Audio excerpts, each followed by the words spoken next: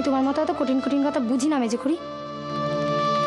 আমি মুখ্য বিধবা, আমি জানি এটাই সংসারের নিয়ম। মেয়ে মানুষের বর মরে তার জন্য, তার পাপে।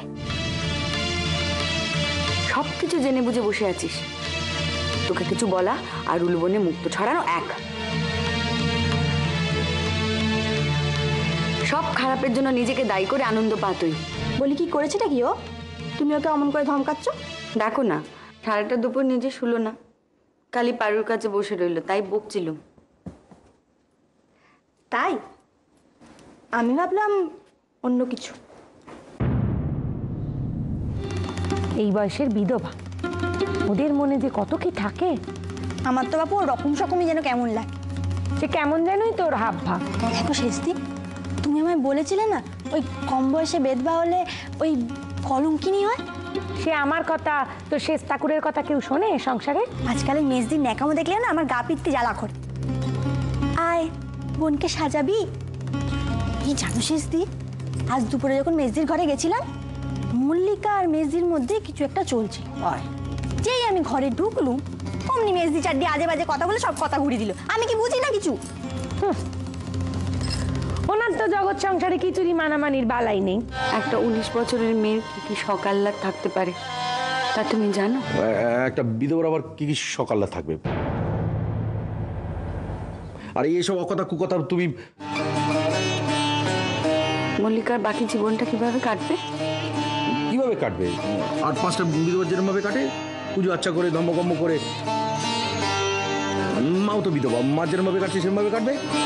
মা তার নিজের সংসারে নিজের ছেলেদের কাছে নিজের জোরে আছেন, আর মল্লিকা সে তো বাড়তি বাপের সংসারে গলগ্রহ। গলগ্রহ? গলগ্রহ কেন? গলগ্রহ কেন হতে? আচ্ছা, আমরা যদি মল্লিকার মল্লিকার কথা ভেবে নিজের মাথাটা কেন গরম করতে যাচ্ছি? চলো গিয়ে শোবে, চলো। বর দিয়ে এসছে বলে তবু ছেলে দুটো ওই ঘরে ঘুমোচ্ছে, একটু হাত পা ছড়িয়ে শোয়া যাবে। চলো তুমি যাও। আচ্ছা, মল্লিকার যদি কি কিছু না।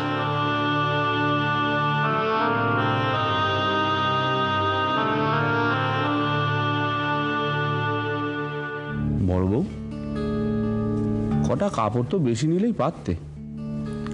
আর কাপড় কি হবে, এতেই অনেক খরচা হয়ে গেল। অত খরচার চিন্তা করো না, বুঝলে? সে 17 বছর বয়সে সাদাগুড়ি অফিসে কাজে ঢুকেছি। এই বয়সে মেয়ের বিয়েতে খানিক সকালাত করতে পারবো না? তোমার এই বুড়ো কর্তাটি দিন দিন আরো বুড়ো হচ্ছে। থাক, আপনি মোটেও তেমন বুড়ো নন। ও, তেমন না হলে বুড়ো যে তা তো মানলে। আপনার সঙ্গে কথায় পারে সাদ্রিকা।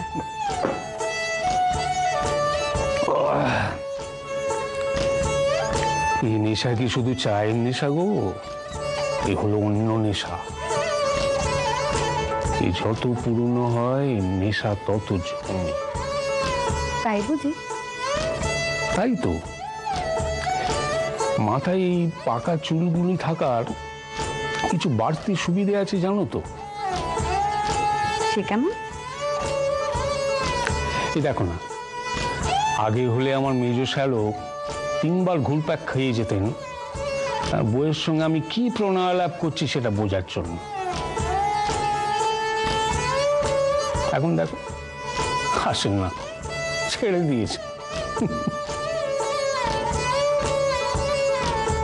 বুঝেছেন যে এই বুড়ো এই বয়সে আর তার সুন্দরী স্ত্রীটিকে নিয়ে ভাবতে পারবেন না। তেমনটা বাসনা ছিল বুঝি?